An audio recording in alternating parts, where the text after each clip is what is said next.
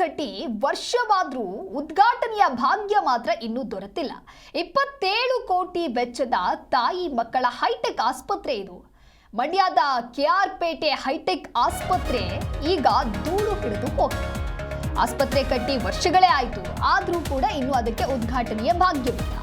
BS Yediyurappa ಅವರ ಅವಧಿಯಲ್ಲಿ ಮಂಜೂರಾಗಿದ್ದಂಥ 50 ಬೆಡ್ನ ಆಸ್ಪತ್ರೆ ಇದು. ತಾಯಿ ಮಗು ಆಸ್ಪತ್ರೆ ಉದ್ಘಾಟನೆಗೆ ಈಗ ಸಾರ್ವಜನಿಕರು ಪಟ್ಟು ಹಿಡಿದಿದ್ದಾರೆ. ಎಲ್ಲಾ ಕೆಲಸಗಳೂ ಆಗಿದೆ, ಆಸ್ಪತ್ರೆಯೂ ಕಟ್ಟಾಗಿದೆ, ಆದ್ರೆ ಅದಕ್ಕೆ ಉದ್ಘಾಟನೆ ಆಗ್ತಾ ಇಲ್ಲ ಅಂತ ಹೇಳಿದ್ರೆ ಆಸ್ಪತ್ರೆ ಅನ್ನೋದು ಹೆಸರಿಗೆ ಮಾತ್ರನಾ ಅಂತ ಹೇಳಿ ಸದ್ಯ ಅಲ್ಲಿರುವಂತ ಸಾರ್ವಜನಿಕರು ಈಗ ಪ್ರಶ್ನೆ ಮಾಡ್ತಾ ಇದ್ದಾರೆ. ಸರ್ಕಾರದ ವಿರುದ್ಧವಾಗಿ ಹೋರಾಟಕ್ಕೆ ಸಂಘಟನೆಗಳು ಎಚ್ಚರಿಕೆಯನ್ನ ನೀಡಿದೆ. ಉದ್ಘಾಟನೆಯಾಗದೆ ಧೂಳು ಹಿಡಿತಾ ಇದೆ 27 ಕೋಟಿ ವೆಚ್ಚದ ತಾಯಿ ಮಗು ಆಸ್ಪತ್ರೆ. ಧೂಳು ಹಿಡಿದು ಮೂಲೆ ಹಿಡಿದಿದೆ ಹೈಟೆಕ್ ಆಸ್ಪತ್ರೆ ಬೇಕು ಅಂತ ಹೇಳಿ. ಇನ್ನು ಇದು ಮಂಡ್ಯದ ಕೆಆರ್ ಪೇಟೆ ಪಟ್ಟಣದ ನೂತನ ಹೈಟೆಕ್ ತಾಯಿ ಮತ್ತು ಆಸ್ಪತ್ರೆಯ ಕಥೆ ವ್ಯತೆ. ರಾಜಕೀಯದ ಕಾರಣಕ್ಕೆ ಈ ಆಸ್ಪತ್ರೆ ಉದ್ಘಾಟನೆಯನ್ನ ಮಾಡದೆ ಮೀನಾಮೇಷವನ್ನ ಎಣಿಸ್ತಾ ಇದ್ದಾರೆ ಅನ್ನುವಂತ ಆರೋಪವನ್ನ ಮಾಡ್ತಾ ಇದ್ದಾರೆ. ಜನರಿಗೆ ಉಪಯೋಗ ಆಗಬೇಕಾಗಿದ್ದಂತ ಹೈಟೆಕ್ ತಾಯಿ ಮಗು ಆಸ್ಪತ್ರೆ ಈಗ ಗ್ರಹಣ ಹಿಡಿದಂತೆ ಆಗಿದೆ. ನೀವು ಕೂಡ ದೃಶ್ಯದಲ್ಲಿ ಗಮನಿಸ್ತಾ ಇರಬಹುದು. 27 ಕೋಟಿ ವೆಚ್ಚದ ತಾಯಿ ಮಕ್ಕಳ ಹೈಟೆಕ್ ಆಸ್ಪತ್ರೆ ಅಂತ ಹೇಳಿದ್ರೆ ಎಲ್ಲ ಸುಸಜ್ಜಿತವಾದಂತಹ ವ್ಯವಸ್ಥೆಯನ್ನ ಕೂಡ ಮಾಡಲಾಗಿದೆ. ಆದ್ರೆ ಎಲ್ಲವೂ ಆಗಿ ಈಗ ಉದ್ಘಾಟನೆ ಆಗ್ಲಿಲ್ಲ ಅಂತ ಹೇಳಿದ್ರೆ ಅಲ್ಲಿರುವಂತಹ ಜನರು ಈಗ ಅಸಮಾಧಾನವನ್ನ ವ್ಯಕ್ತಪಡಿಸ್ತಾ ಇದ್ದಾರೆ. ಜನರಿಗೆ ಉಪಯೋಗ ಆಗಬೇಕಿತ್ತು, ಆದರೆ ಈಗ ಆ ಒಂದು ಸ್ಥಿತಿ ಇಲ್ಲ, ಅಂದರೆ ಗ್ರಹಣ ಹಿಡಿದಂಥ ಸ್ಥಿತಿಯಲ್ಲಿದೆ. ಬಿಎಸ್ ಯಡಿಯೂರಪ್ಪ ಅವರು ಸಿಎಂ ಆಗಿದ್ದಂತಹ ವೇಳೆ ಅವರ ಆಡಳಿತದ ಅವಧಿಯಲ್ಲಿ ಮಂಜೂರಾಗಿದ್ದಂಥ 50 ಬೆಡ್ನ ತಾಯಿ ಮಗು ಆಸ್ಪತ್ರೆ ಇದು. ಈ ಭಾಗದ ಜನರ ಬೇಡಿಕೆಗೆ ಮಣಿದು ಹುಟ್ಟೂರಿಗೆ ಯಡಿಯೂರಪ್ಪನವರು ಮಂಜೂರು ಮಾಡಿರ್ತಾರೆ. ಅಂದು ಸಚಿವರಾಗಿದ್ದಂಥ ಈ ಕ್ಷೇತ್ರದ ಶಾಸಕ ನಾರಾಯಣಗೌಡರು 27 ಕೋಟಿ ವೆಚ್ಚದಲ್ಲಿ ಈ ಹೈಟೆಕ್ ಆಸ್ಪತ್ರೆಗೆ ಗುದ್ದಲಿ ಪೂಜೆಯನ್ನ ಮಾಡಿರ್ತಾರೆ. ದಶಕಗಳಿಂದಲೂ ಗರ್ಭಿಣಿಯರು ತುರ್ತು ಚಿಕಿತ್ಸೆಗೆ ಮೈಸೂರು, ಹಾಸನ, ಮಂಡ್ಯಗೆ ಅಲೆದಾಟವನ್ನ ಮಾಡುವಂತ ಸ್ಥಿತಿ ನಿರ್ಮಾಣವಾಗಿದೆ.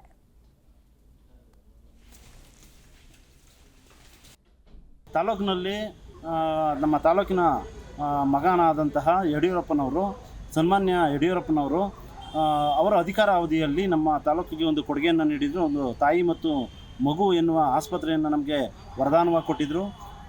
ಸನ್ಮಾನ್ಯ ನಾರಾಯಣಗೌಡರು ಕೂಡ ಅವರಿಗೆ ಬೆಂಬಲವಾಗಿ ನಿಂತು ತಾಲೂಕಿನಲ್ಲಿ ಒಂದು ಉತ್ತಮವಾದ ವ್ಯವಸ್ಥೆ, ಆಸ್ಪತ್ರೆ ವ್ಯವಸ್ಥೆ ಇರಲಿ ಮತ್ತು ತಾಯಿ ಮತ್ತು ಮಕ್ಕಳ ಸಾವನ್ನು ನಾವು ರಾಜ್ಯಾದ್ಯಂತ ನೋಡ್ತಾ ಇದ್ದೋ, ಇದನ್ನು ಕಡಿಮೆ ಮಾಡೋಕ್ಕೋಸ್ಕರ ನಮ್ಮ ತಾಲೂಕಿನಲ್ಲಿ ಒಂದು ತಾಯಿ ಮತ್ತು ಮಗು ಆಸ್ಪತ್ರೆಯನ್ನು 27 ಕೋಟಿ ಹಣವನ್ನು ವ್ಯಯ ಮಾಡಿ ಇಲ್ಲಿ ತಾಲೂಕಿಗೆ ತಂದರು. ಆದರೆ ಇಂದಿಗೂ ಕೂಡ ಕಳೆದ 2 ವರ್ಷದಿಂದ ಎಷ್ಟು ಸಮಸ್ಯೆ ಆಗಿದೆ ಅಂದರೆ ನಮಗೆ ಮಕ್ಕಳು ಮತ್ತು ಹೆರಿಗೆ ಆಸ್ಪತ್ರೆಗೆ ಒಂದು ಮಕ್ಕಳು ಡಾಕ್ಟ್ರೇ ಇಲ್ಲ ಸರ್. ಇಲ್ಲಿ ಮಾಮೂಲಿ ಒಂದು ಪ್ರೈವೇಟಲ್ಲೂ ಒಂದು ಮಕ್ಕಳು ಡಾಕ್ಟ್ರು ನೋಡೋ ಡಾಕ್ಟ್ರೇ ಇಲ್ಲ ಇಲ್ಲಿ. ಅಲ್ಲ, ಯಾಕೆ ವಿಳಂಬ ಆಗ್ತಾ ಇದೆ ಇದು ಆಸ್ಪತ್ರೆ? ಯಾಕೆ ಅಂದರೆ ಇವ್ರು ನಮ್ಮ JDS MLA ಅಂತ ಹೇಳ್ಬಿಟ್ಟು ಕಾಂಗ್ರೆಸ್ನವರು ನಮ್ಮ ಸ್ವಾಮಿ ತಾರತಮ್ಯ ಮಾಡ್ತಾ ಇದ್ದಾರೆ. ಡೇಟ್ ತಗೊಂಡು ಉದ್ಘಾಟನೆ ಮಾಡ್ತಾ ಇಲ್ಲ.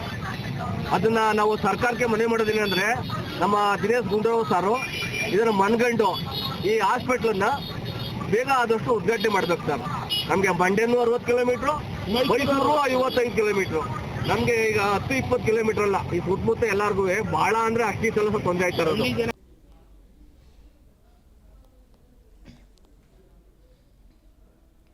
ಹೈಟೆಕ್ ಆಸ್ಪತ್ರೆ ನಿರ್ಮಾಣವಾಗಿದೆ, ಎಲ್ಲ ರೀತಿಯಾದಂಥ ಸುಸಜ್ಜಿತ ವ್ಯವಸ್ಥೆಗಳು ಕೂಡ ಇದೆ. ಆದರೂ ಮಾತ್ರ ಆ ಆಸ್ಪತ್ರೆಗೆ ಇನ್ನು ಉದ್ಘಾಟನೆಯ ಭಾಗ್ಯ ಸಿಕ್ಕಿಲ್ಲ. ಇನ್ನು ಅಲ್ಲಿರುವಂತಹ ಗರ್ಭಿಣಿಯರು, ಅಂದರೆ ಮಂಡ್ಯ ಭಾಗದಂತಹ ಗರ್ಭಿಣಿಯರು ಏನಾದರೂ ಎಮರ್ಜೆನ್ಸಿ ಇತ್ತು ಅಂತ ಸಂದರ್ಭದಲ್ಲಿ ಅಥವಾ ತುರ್ತು ಚಿಕಿತ್ಸೆ ಬೇಕು ಅಂತ ಆದಾಗಿ ಮಂಡ್ಯದಿಂದ ಅವರು ಬೇರೆ ಕಡೆಗೆ ಹೋಗಬೇಕಾಗತ್ತೆ. ಅಂದರೆ ಹಾಸನ, ಮೈಸೂರು ಅಂತೆಲ್ಲ ಅಲೆದಾಟವನ್ನು ಮಾಡಬೇಕಾಗಿರುವಂಥ ಸ್ಥಿತಿ ನಿರ್ಮಾಣವಾಗಿದೆ. ಹೈಟೆಕ್ ಆಸ್ಪತ್ರೆ ನಿರ್ಮಾಣವಾದರೂ ಕೂಡ ಇದರಿಂದ ನಮಗೆ ಯಾವುದೇ ರೀತಿಯಾದಂಥ ಪ್ರಯೋಜನ ಆಗ್ತಾ ಇಲ್ಲ. ಸರ್ಕಾರ ಮತ್ತು ಅಧಿಕಾರಿಗಳ ನಿರ್ಲಕ್ಷ್ಯದಿಂದಾಗಿ ಈ ರೀತಿ ಆಗ್ತಾ ಇದೆ ಅಂತ ಹೇಳಿ ಕೆಆರ್ ಪೇಟೆ ತಾಲೂಕಿನ ಜನರು ತಮ್ಮ ಆಕ್ರೋಶವನ್ನ ವ್ಯಕ್ತಪಡಿಸ್ತಾ ಇದ್ದಾರೆ. ಉದ್ಘಾಟನೆಯಾಗದೆ ಧೂಳು ಹಿಡಿದಂತಹ ಆಸ್ಪತ್ರೆಯಲ್ಲಿರುವಂತಹ ಯಂತ್ರೋಪಕರಣಗಳು ಇನ್ನು ಈ ಅವ್ಯವಸ್ಥೆಯನ್ನ ಕಂಡು ಸರ್ಕಾರದ ವಿರುದ್ಧವಾಗಿ ಕಿಡಿಕಾರ್ತಾ ಇದ್ದಾರೆ. ಈ ಕುರಿತಂತೆ ಮತ್ತಷ್ಟು ಮಾಹಿತಿಯನ್ನ ನೀಡಲಿದ್ದಾರೆ ನಮ್ಮ ಪ್ರತಿನಿಧಿ ಲಾರಾ ಪ್ರಸನ್ನ ದೂರವಾಣಿ ಸಂಪರ್ಕದಲ್ಲಿ. ಪ್ರಸನ್ನ, ಇನ್ನು ಗರ್ಭಿಣಿಯರಿಗೂ ಏನಾದರೂ ಎಮರ್ಜೆನ್ಸಿ ಇತ್ತು ಅಂತ ಆದ್ರೆ ಆ ಒಂದು ಭಾಗ ಬಿಟ್ಟು, ಅಂದ್ರೆ ಮಂಡ್ಯ ಬಿಟ್ಟು ಬೇರೆ ಭಾಗಕ್ಕೆ ಹೋಗುವಂತ ಸ್ಥಿತಿ ಇದೆ. ಆದ್ರೆ ತುದಿಗಾಲಲ್ಲೇ ಇರುವಂತಹ ಸುಸಜ್ಜಿತ ವ್ಯವಸ್ಥೆ ಇರುವಂತಹ ಒಂದು ಹಾಸ್ಪಿಟಲ್ನ ಇನ್ನೂ ಕೂಡ ಓಪನ್ ಮಾಡ್ತಾ ಇಲ್ಲ, ಅಂದ್ರೆ ಇದಕ್ಕೆ ಕಾರಣ ಏನು? ಆಸ್ಪತ್ರೆ ಕಟ್ಟಡ ಕಟ್ಸೋ ಕಳೆದ 1 ವರ್ಷ ಕೂಡ ಕಳೆದ್ರು, ಇದು ಉದ್ಘಾಟನೆ ಭಾಗ್ಯ ಕೂಡ ಕಾಣ್ತಿಲ್ಲ ಅಂತಾನೆ ಹೇಳಲಾಗ್ತಿರುವಂತದ್ದು. ಉದ್ಘಾಟನೆ ಆಗದೆ ಈಗ ಧೂಳು ಹಿಡಿತಾ ಇರುವಂತ 27 ಕೋಟಿ ವೆಚ್ಚದ ತಾಯಿ ಮಗು ಆಸ್ಪತ್ರೆ ಅವ್ಯವಸ್ಥೆಯನ್ನ ಕೂಡ ಕಂಡು ಈಗ ಸ್ಥಳೀಯರು ಆಕ್ರೋಶವನ್ನ ಕೂಡ ಹೊರಹಾಕ್ತಾ ಇರುವಂತದ್ದು. ಧೂಳು ಹಿಡಿದ ಮೇಲೆ ಏನೋ ಒಂದು ಹೈಟೆಕ್ ಆಸ್ಪತ್ರೆ ಈಗ ಉದ್ಘಾಟನೆ ಆಗದೆ, ಸರ್ಜರಿಗೂ ಕೂಡ ಸಿದ್ಧತೆ ಕೂಡ ಇದ್ರೂ ಕೂಡ ಉದ್ಘಾಟನೆಯನ್ನ ಮಾಡಲಿಲ್ಲ. ಇದು ಮಂಡ್ಯ ಜಿಲ್ಲೆಯ ಕೇರ್ಪೇಟೆನಲ್ಲಿ ಆಗಿರುವಂತ ಒಂದು ದುರ್ಘಟನೆ ಅಂತ ಹೇಳಾಗ್ತಾ ಇರುವಂತದ್ದು. ಹೈಟೆಕ್ ತಾಯಿ ಮಗುವಿನ ಆಸ್ಪತ್ರೆಯನ್ನ ಮಾಡಲಾಗಿತ್ತು ಯಡಿಯೂರಪ್ಪನವರ ಒಂದು ಕಾಲದಲ್ಲಿ, ಆದ್ರೆ ಇನ್ನೂ ಕೂಡ ಉದ್ಘಾಟನೆ ಆಗಿಲ್ಲ. ರಾಜಕೀಯದ ಕಾರಣಕ್ಕೆ ಈ ಆಸ್ಪತ್ರೆ ಉದ್ಘಾಟನೆಯನ್ನ ಮಾಡದೆ ಮೀನಾವೇಶದ ಮಾಡ್ತಾ ಇದಾರೆ ಅನ್ನೋ ಒಂದು ಆರೋಪ ಕೂಡ ಸ್ಥಳೀಯರಿಂದ ಕೇಳಿ ಬರ್ತಾ ಇರುವಂತದ್ದು. ಯಡಿಯೂರಪ್ಪನವರು ಸಿಎಂ ಆಗಿದ್ದಂತ ಸಮಯದಲ್ಲಿ ಸುಮಾರು 50 ಬೆಡ್ನ ತಾಯಿ ಮಗು ಆಸ್ಪತ್ರೆಯನ್ನ ಕೂಡ ಇಲ್ಲಿಗೆ ಮಂಜೂರನ್ನ ಕೂಡ ಮಾಡಿದ್ರು. ಭಾಗದ ಜನರ ಬೇಡಿಕೆಗೆ ಮಣಿದು ಏನೋ ಒಂದು ಹುಟ್ಟೂರಿಗೆ ಮಂಜೂರು ಮಾಡಿದಂತ ಆಸ್ಪತ್ರೆ ಈಗ ತುಕ್ಕು ಹಿಡಿತಾ ಇರುವಂತದ್ದು. ಒಂದು ಸಚಿವರಾಗಿದ್ದಂತ ಈ ಕ್ಷೇತ್ರದಲ್ಲಿ ಶಾಸಕರು ಕೂಡ ಆಗಿದ್ದಂತ ನಾರಾಯಣಗೌಡರು 27 ಕೋಟಿ ವೆಚ್ಚದಲ್ಲಿ ಹೈಟೆಕ್ ಆಸ್ಪತ್ರೆಗೆ ಗುದ್ದಲಿ ಪೂಜೆಯನ್ನು ಕೂಡ ನೆರವೇರಿಸಿದ್ರು. ದಶಕಗಳಿಂದ ಗರ್ಭಿಣಿಯರ ತುರ್ತು ಚಿಕಿತ್ಸೆಗೆ ಮೈಸೂರು ಆಸ್ಪತ್ರೆಗೆ ಕೂಡ ಕರ್ಕ ಹೋಗ್ಬೇಕಾದಂತ ಒಂದು ಪರಿಸ್ಥಿತಿ ಇತ್ತು, ಮತ್ತೆ ಅಲ್ದಾಡ್ಬೇಕಾಗಿತ್ತು. ಆದ್ರೆ ತಮ್ಮ ಸ್ವಂತ ಊರಿನಲ್ಲೇ ಒಂದು ಸಾರ್ವಜನಿಕರಿಗೆ ಒಂದು ಸುಸಜ್ಜಿತವಾದಂತ ವ್ಯವಸ್ಥೆಯನ್ನ ಕಲ್ಪಿಸಲಿಕ್ಕೆ ಮಾಡಿದಂತ ಕಾಮಗಾರಿ ಈಗ ಧೂಳು ಹಿಡಿತಾ ಇರುವಂತದ್ದು. ಇನ್ನಾದ್ರೂ ಕೂಡ ಆಸ್ಪತ್ರೆಯನ್ನ ಉದ್ಘಾಟನೆ ಮಾಡ್ತಾರ ಅಂತ ಕೂಡ ಈಗ ಕಾಯ್ದು ನೋಡ್ಬೇಕಾಗಿರುವಂತದ್ದು. ದಿವ್ಯದಾಸ್, ಒಂದು ಕಡೆ ಪ್ರಸನ್ನ, ಜನರು ಹೇಳ್ತಾ ಇರೋದು ರಾಜಕೀಯ ಕಾರಣಕ್ಕೆ ಈ ಆಸ್ಪತ್ರೆಯನ್ನ ಉದ್ಘಾಟನೆ ಮಾಡಲಿಲ್ಲ ಅಂತ ಹೇಳಿ, ಆದ್ರೆ ಇದಕ್ಕೆ ಸ್ಥಳೀಯ ಜನಪ್ರತಿನಿಧಿಗಳು ಏನು ಉತ್ತರ ನೀಡ್ತಾ ಇದ್ದಾರೆ? ಈ ಬಗ್ಗೆ ಯಾರು ಕೂಡ ಈಗ ಜನಪ್ರತಿನಿಧಿಗಳು ಏನು ಸ್ಥಳೀಯ ಶಾಸಕರಾದಂತಹ ಮಂಜೂರ್ ಅವರು ಕೂಡ ಈಗ ಹಲವಾರು ಬಾರಿ ಕೂಡ ಒಂದು ಬೇಡಿಕೆಯನ್ನು ಕೂಡ ಇಟ್ಟಿರುವಂತದ್ದು. ಈಗಾಗಲೇ ಸರ್ಕಾರ ಒಂದು ನಿರ್ಲಕ್ಷ್ಯವನ್ನ ಕೂಡ ತೋರಿದೆ.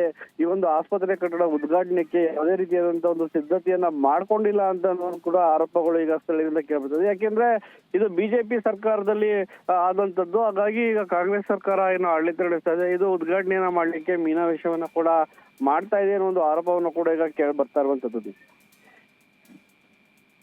ಮಾಹಿತಿಗಾಗಿ ಓಕೆ, ಥ್ಯಾಂಕ್ ಯು ಪ್ರಸನ್ನ, ನಿಮ್ಮೆಲ್ಲ ಮಾಹಿತಿಗಾಗಿ. ಇನ್ನು ನಮ್ಮ ಪ್ರತಿನಿಧಿ ಲಾರ ಪ್ರಸನ್ನ ಕೂಡ ಮಾಹಿತಿಯನ್ನ ನೀಡ್ತಾ ಇದ್ರು. BS ಯಡಿಯೂರಪ್ಪ ಅವರ ಆಡಳಿತದ ಅವಧಿಯಲ್ಲಿ ಮಂಜೂರಾಗಿದ್ದಂತ 50 ಬೆಡ್ನ ಆಸ್ಪತ್ರೆ ಇದು. ಆದ್ರೆ ಈಗ ಆಡಳಿತ ಇರುವಂತದ್ದು ಬೇರೆ ಸರ್ಕಾರ ಅಂತ ಹೇಳಿ ಏನಾದ್ರೂ ಈ ರೀತಿಯಾದಂತ ನಿರ್ಲಕ್ಷ್ಯವನ್ನ ತೋರ್ತಾ ಇದ್ದಾರಾ ಅನ್ನುವಂತ ಪ್ರಶ್ನೆ ಇದೆ ಅನ್ನುವಂತ ನಿಟ್ಟಿನಲ್ಲಿಯೂ ಕೂಡ ಉತ್ತರವನ್ನ ನೀಡ್ತಾ ಇದ್ರು. ಒಟ್ಟಾರೆಯಾಗಿ ಸರ್ಕಾರದ ವಿರುದ್ಧ ಹೋರಾಟಕ್ಕೆ ಈಗಾಗಲೇ ಸಂಘಟನೆಗಳು ಎಚ್ಚರಿಕೆಯನ್ನ ನೀಡಿದೆ. ಯಾಕೆ ಅಂತ ಹೇಳಿದ್ರೆ ಆಸ್ಪತ್ರೆ ಅಲ್ಲೇ ಇದ್ದು ಪಕ್ಕದಲ್ಲೇ ಇದ್ದು ಬೇರೆ ಬೇರೆ ಊರುಗಳಿಗೆ ಹೋಗಬೇಕು ಅಂತ ಹೇಳಿದ್ರೆ ಅಲ್ಲಿರುವಂತವರಿಗೂ ಕೂಡ ಸಾಕಷ್ಟು ಕಷ್ಟ ಆಗತ್ತೆ. ತಾಯಿ ಮಗು ಆಸ್ಪತ್ರೆ ಉದ್ಘಾಟನೆಯನ್ನ ಮಾಡಲೇಬೇಕು ಅಂತ ಹೇಳಿ ಸಾರ್ವಜನಿಕರು ಪಟ್ಟು ಹಿಡಿದಿದ್ದಾರೆ.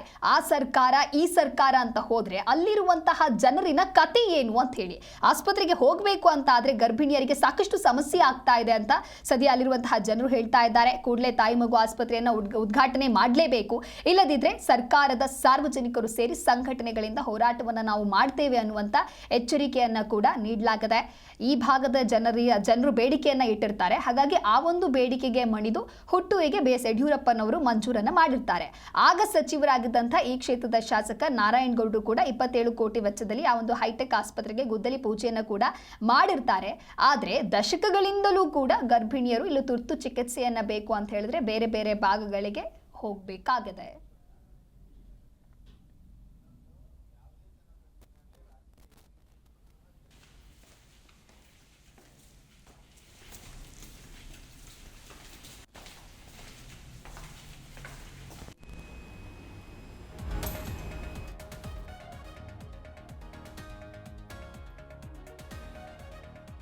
ಒಂದು ಕಡೆ ದೃಶ್ಯದಲ್ಲಿ ಗಮನಿಸ್ತಾ ಇರಬಹುದು, ಆಸ್ಪತ್ರೆಯ ನಿರ್ಮಾಣವಾಗಿದೆ, ಇನ್ನೊಂದು ಕಡೆ ಎಲ್ಲ ಫೆಸಿಲಿಟೀಸ್ ಕೂಡ ಇದೆ. ಆದರೆ ಅಲ್ಲಿನ ಜನಪ್ರತಿನಿಧಿಗಳು ಆ ಸರ್ಕಾರ ಮಾಡಿರುವಂಥದ್ದು ಈ ಸರ್ಕಾರ ಮಾಡಿದೆ ಅಂತ ಹೇಳಿ ಈಗ ಉದ್ಘಾಟನೆ ಮಾಡದೇ ಇರುವಂಥದ್ದು, ಜನರಿಗೋಸ್ಕರ ಕೆಲಸ ಮಾಡಬೇಕಾಗಿರೋರು, ಜನರ ಪರವಾಗಿ ಅಭಿವೃದ್ಧಿ ಕೆಲಸಗಳನ್ನ ಮಾಡಬೇಕಾದಂಥ ಜನಪ್ರತಿನಿಧಿಗಳೇ ಈ ರೀತಿಯಾದಂತಹ ನಿರ್ಲಕ್ಷ್ಯವನ್ನ ತೋರಿದ್ರೆ ಹೇಗೆ ಅನ್ನುವಂತಹ ಪ್ರಶ್ನೆ ಮೂಡಿದೆ.